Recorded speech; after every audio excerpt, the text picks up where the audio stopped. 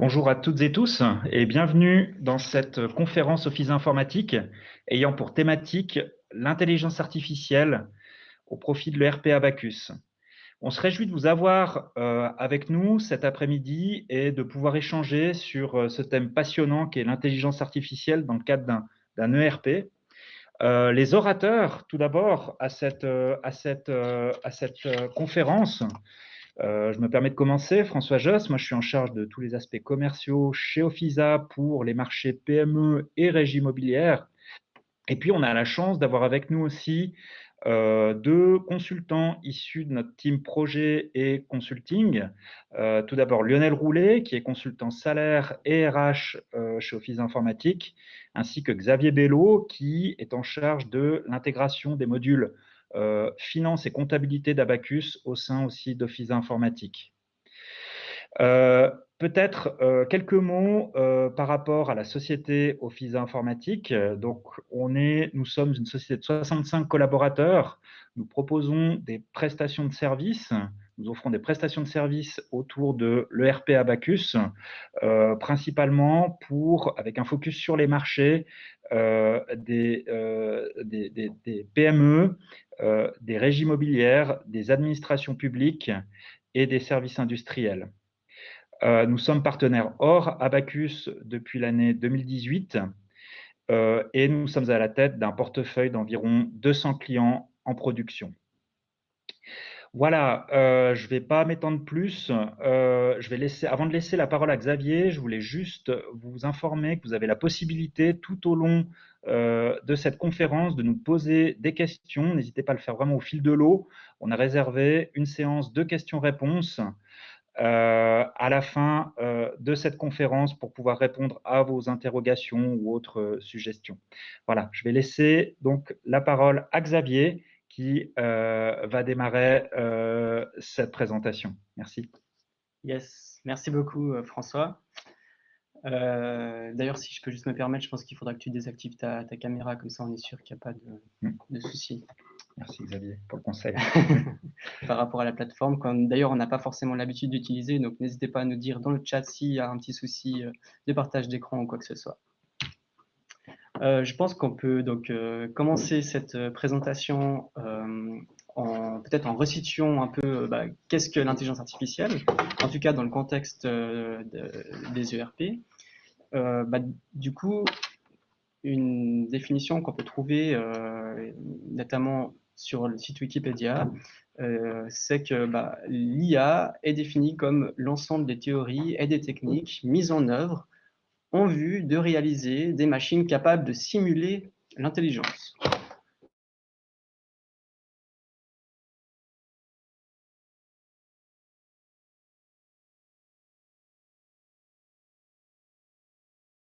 Ce ne sont pas une définition unique, ou plutôt il n'y a pas une convergence d'opinion vers une définition, disons, simple de ce que c'est l'intelligence. Néanmoins, il y a quand même une définition qu'on retrouve régulièrement et qui, je trouve, fait écho en fait à cette IA qui dit que l'intelligence est une qualité de l'esprit de comprendre et s'adapter facilement aux nouvelles situations. Et donc, dans le contexte de l'intelligence artificielle, ça veut dire que une des méthodes qui est utilisée pour qu'une machine puisse apprendre d'elle-même, c'est justement l'apprentissage profond, autrement dit le deep learning. C'est notamment une méthode qui est utilisée par Abacus. Donc le principe, c'est un peu comme vous le voyez à l'écran, c'est que vous avez une mise en page qui peut être différente entre plusieurs images, en l'occurrence plusieurs documents de facturation. Pour que le processus il soit efficace et pour avoir un ERP qui soit efficace, il y a un petit souci d'image.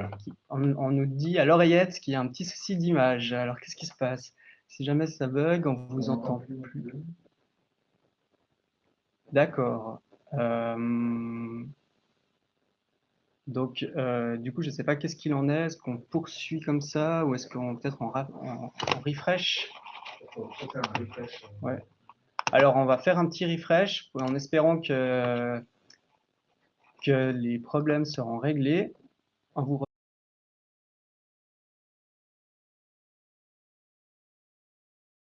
si l'image est bonne. Voilà, est-ce que vous nous entendez maintenant? Bon, on va poursuivre alors. Donc, je réactive le petit partage. Voilà. Parfait. Donc, reprenons. Voilà. Les aléas du direct. Les aléas du direct, exactement, surtout sur une plateforme qu'on n'a pas forcément l'habitude d'utiliser. Je disais, oui, donc le deep learning, c'est une des méthodes justement qui est utilisée par Abacus. Et puis, j'étais en train de parler un peu de ce que c'est le deep learning. Je donnais l'exemple du coup des factures qu'on a à l'écran. Il y a différents types de factures, et puis un logiciel qui se veut performant doit être capable d'interpréter, en fait, de lire et d'interpréter l'information qu'il a sous les yeux, quel que soit son format. Je peux prendre l'exemple des chats. Imaginons qu'on transmette en fait à une machine des milliers d'images de chats. À chaque fois, on indique en fait que c'est un chat dans le contexte donc, de l'image en question. Et en fait, ce qui va se passer, c'est que du coup, la machine, elle va être capable de reconnaître un chat dans n'importe quel contexte. C'est ça l'idée. C'est-à-dire que si on transmet des images avec, voilà, des fois c'est des chats de différentes tailles, de différentes couleurs, dans différents contextes, hein. Et puis qu'une fois, on transmet par exemple un renard dans une forêt, la machine doit être capable de distinguer un renard d'un chat. Et c'est le même principe qui s'applique pour les factures, c'est qu'à un moment donné, on peut avoir des factures avec des écritures manuscrites, des factures avec des positions au niveau des éléments de la facture qui sont différentes. Et en fait, quelle que soit la mise en page, quel que soit le format, il faut que le logiciel soit capable d'extraire l'information pertinente.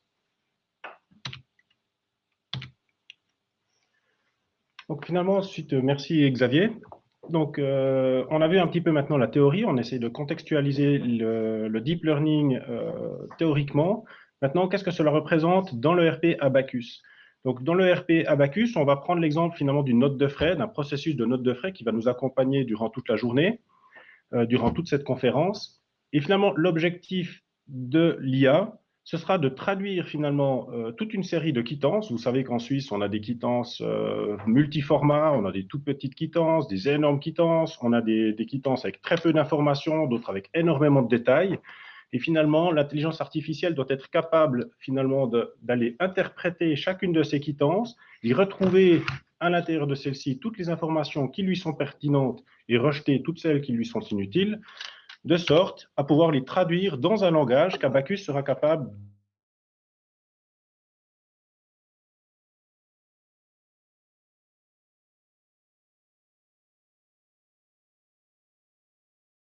de lire vers un outil informatique et des champs formulaires précis et précis. Normalement, on nous dit en tout cas dans le chat que ça devrait être bon au niveau du son et du partage d'écran. Si vous avez un souci, vous pouvez éventuellement rafraîchir la page internet.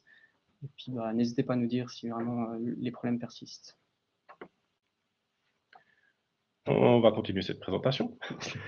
Donc, maintenant, l'idée, c'est de pouvoir un peu vous présenter le machine learning d'un point de vue théorique, un petit peu de comment ça fonctionne concrètement. Donc, la première chose, c'est que le machine learning va utiliser plusieurs technologies. Abacus va exploiter différentes technologies pour atteindre notre objectif qui est une comptabilisation automatique dans le RP.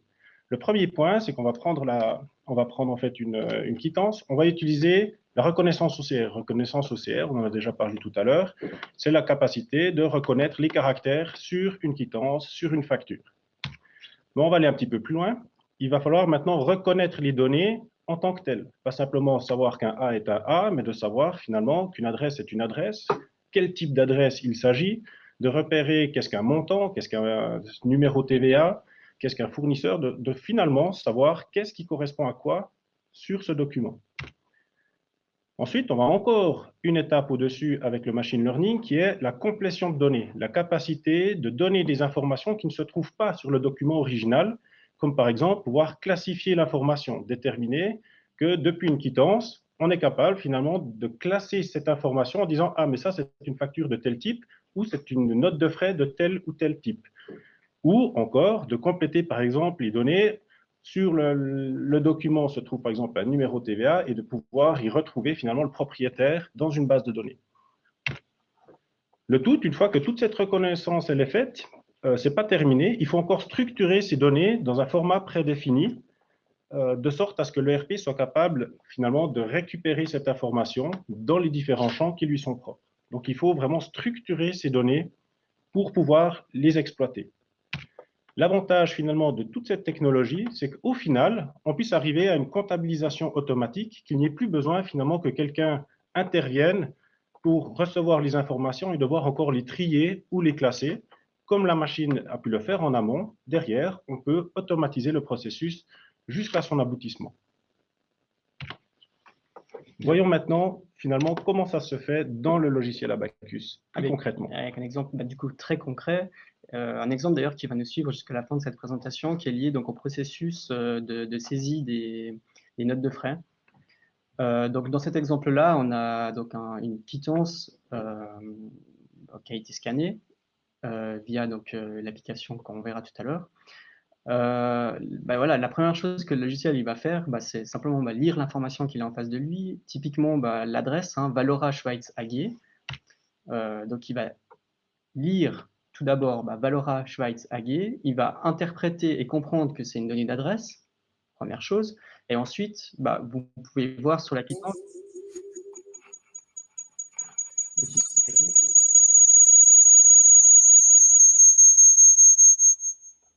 Voilà. Je pense. Non. Parfait. Donc je disais, il reconnaît que il lit Valora Schweiz AG, il reconnaît que c'est une donnée d'adresse, mais ce qu'on peut aussi constater sur cette quittance, c'est qu'il y a d'autres données d'adresse, et donc ça veut dire qu'il reconnaît en fait qui plus est que c'est une donnée d'adresse pertinente pour lui, que c'est cette donnée d'adresse-là qui est pertinente, et pas les autres. Après, c'est le même travail, par exemple pour la date, donc il va lire 15 juin 2021, donc après il interprète que c'est une date, que c'est la date de la quittance, etc., numéro de TVA, le montant total, les taux de TVA. Donc on voit sur cette quittance qu'il y a plusieurs positions de TVA, et voilà, un peu comme un cerveau humain arriverait à interpréter qu'il y a un montant de 4,55 par exemple pour un montant net, on a un montant brut de 4,90 lié à la position à 7,7, et le logiciel fait ce travail-là aussi à travers justement l'intelligence artificielle. Et finalement, de notre exemple, le moyen de paiement, on le verra plus tard, qui donc a un intérêt tout particulier dans notre processus, puisque en l'occurrence, il va lire Visa. Donc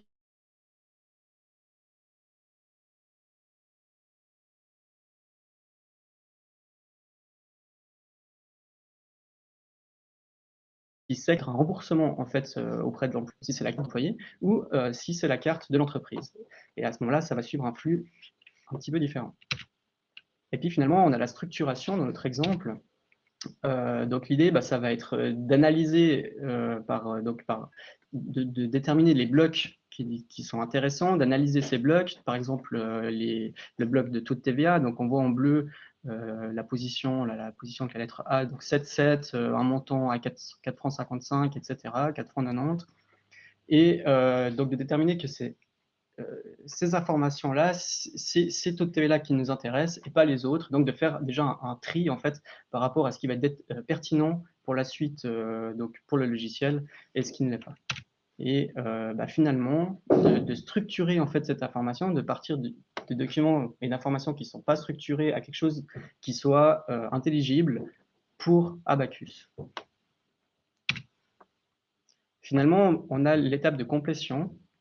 Donc, si je reprends, donc on a lu que c'était typiquement le fournisseur Tamoil Station Service. On a lu que c'était marqué Tamoil Station Service. Le logiciel, donc, il a interprété que c'était un fournisseur. Suite de quoi, grâce à l'intelligence artificielle, il a été capable de rechercher des informations en lien avec ce fournisseur et de déterminer qu'en fait, Tamoil Station Service, probablement que c'est lié à de l'essence, ou dans tous les cas à des frais de déplacement, et on retrouve en fait notre catégorie frais de déplacement qui a été donc déterminée automatiquement.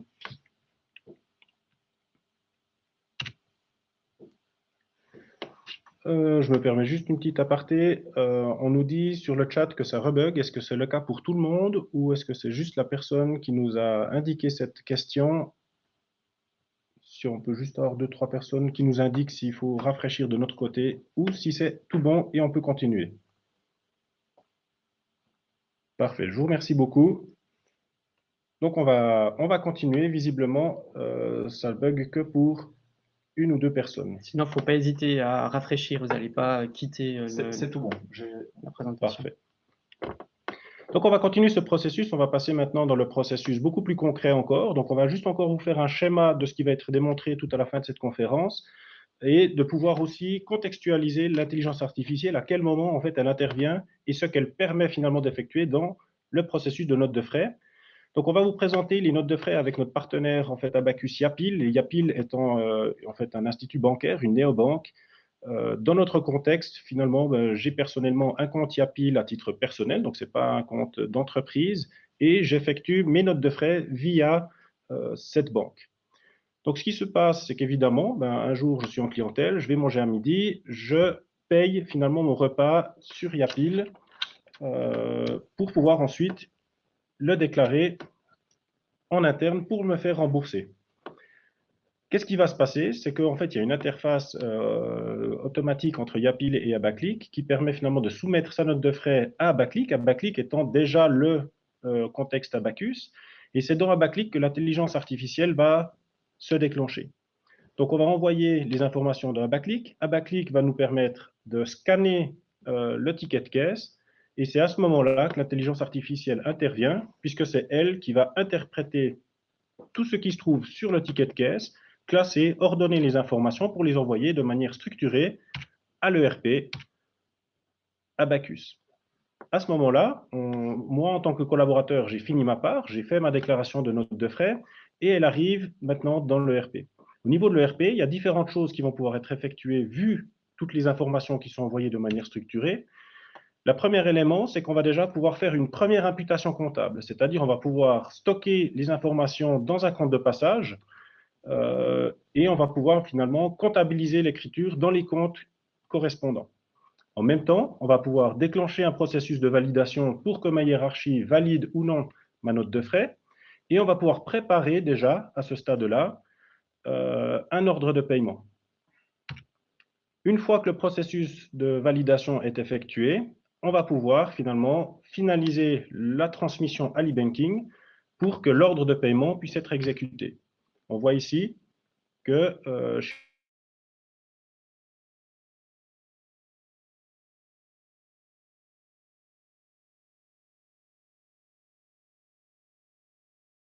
Ofisa, donc le compte Ofisa, qui va le montant et m'indiquer sur le compte que ma note de frais est remboursée. En parallèle, il y a encore une dernière écriture qui est nécessaire, puisque aujourd'hui, à ce stade, l'imputation comptable est encore dans un compte de passage. On a la possibilité de faire la contre-écriture pour basculer ma note de frais du compte de passage vers le compte bancaire qui a remboursé mes frais. Et de cette manière-là, tout le monde en fait a l'information souhaitée. Au niveau de la comptabilité, toutes les écritures sont comptabilisées. Au niveau du collaborateur, j'ai tous les extraits me permettant de suivre en fait mes notes de frais, savoir lesquelles sont payées et lesquelles ne le sont pas payées. Donc désormais, je vous propose de faire une démonstration directement en live. Et là, moi j'ai une petite question, c'est-à-dire que pour partager l'écran, ouais, donc je vais arrêter le partage. On va basculer en fait le partage d'écran sur mon ordinateur.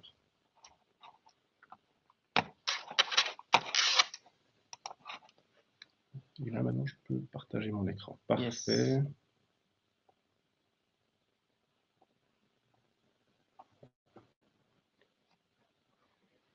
J'espère que la bascule a opéré pour tout le monde et que vous voyez bien mon application Abaclick, mon téléphone en fait. Donc je vais commencer. Ce matin en fait, avant de venir au bureau, j'ai effectué une note de frais que j'ai payée avec mon compte Yapil.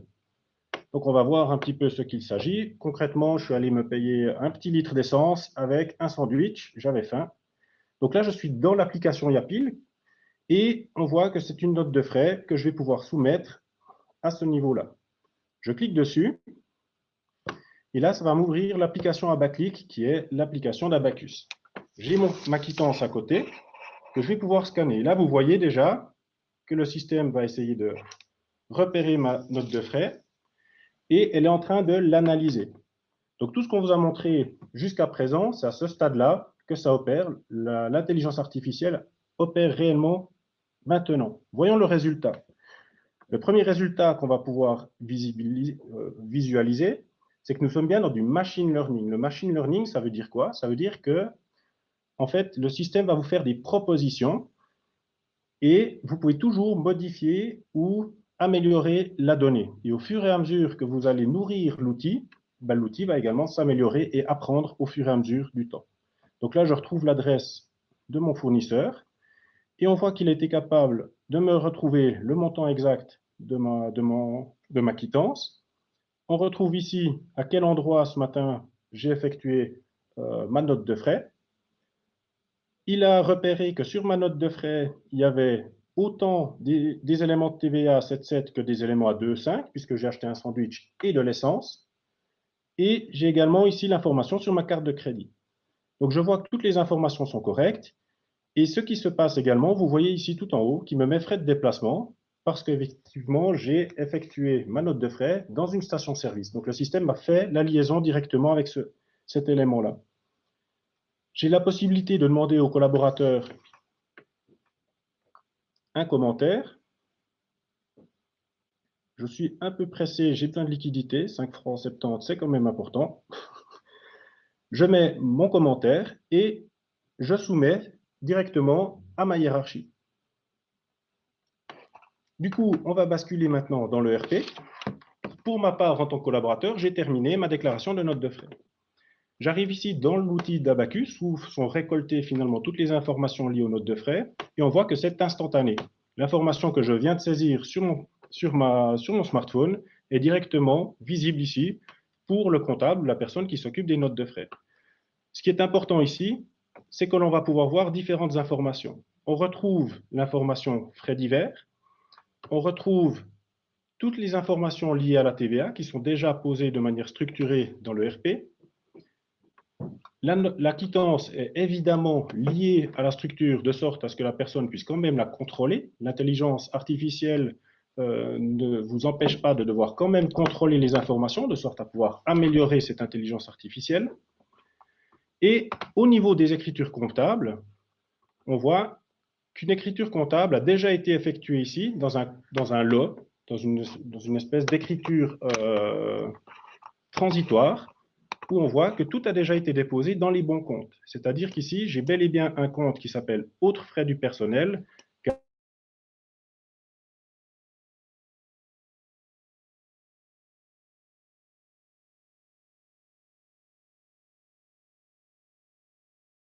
donc le compte ici dépend finalement du type de frais que l'on effectue. Pardon. On retrouve encore d'autres informations ici. Je vais peut-être masquer cette fenêtre. On voit ici que l'écriture elle a été imputée. On voit également que l'écriture nécessite d'être validée. Mais on voit quelque chose d'étrange. On voit que cette personne vient de nous faire une note de frais, alors que dans la gestion d'absence, elle est censée être absente aujourd'hui. En effet, cette personne est malade, donc il y a peut-être quelque chose à refuser ou accepter. Dans notre exemple, on va accepter pour pouvoir visualiser le flux jusqu'à la fin. Donc il faut viser cette facture, cette note de frais. Je vais basculer désormais sur le portail collaborateur, où le manager, lui, va recevoir une annotation qui lui dit qu'il y a un élément à valider. Une fois qu'il va valider son écriture, il va pouvoir la visualiser dans le portail. Et là, il a accès à toutes les informations qui se trouvent dans le RP. Il va autant pouvoir visualiser du détail au niveau de la TVA, du texte d'écriture, mais il a également la possibilité directement de visualiser la quittance. Donc même sur le portail, on a accès à toutes les informations nécessaires à la validation. Donc je viens sur ma quittance et je la valide. Là, j'ai un petit souci. Je vais juste le faire 2 fois. Voilà. Normalement, ça devrait être passé.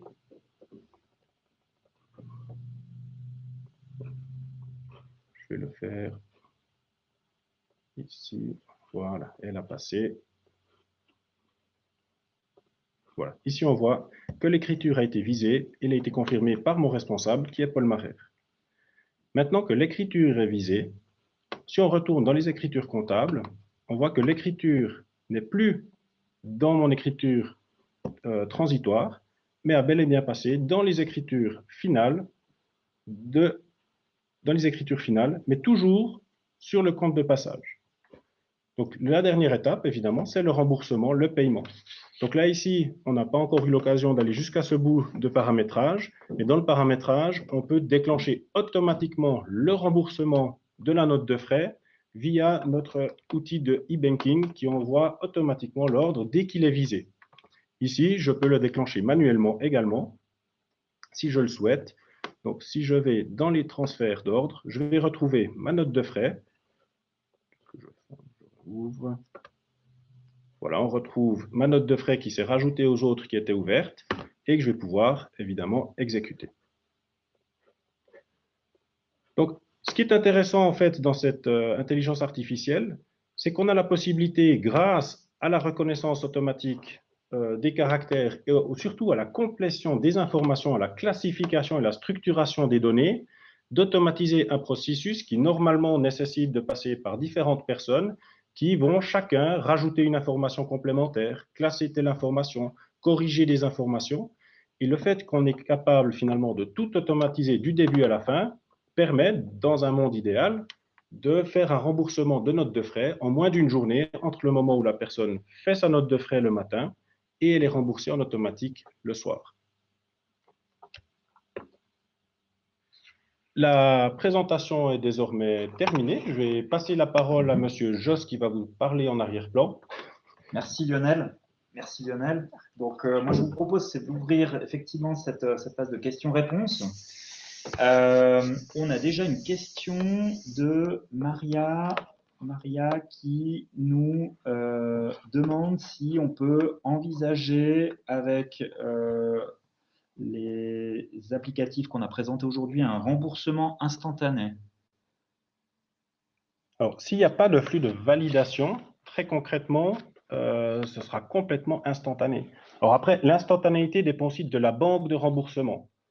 Parce qu'en fait, nous, ce qu'on va pouvoir faire, c'est intégrer dans Abacus l'information instantanée, elle sera validée instantanément, elle sera envoyée en paiement automatiquement. Et après, évidemment, ça dépend du temps en fait, que met votre banque à exécuter le paiement. Typiquement, nous, on est sur une banque qui fait 2 exécutions par jour, une à midi, une à minuit. C'est le seul élément, le seul aléa qui pourrait ralentir l'aspect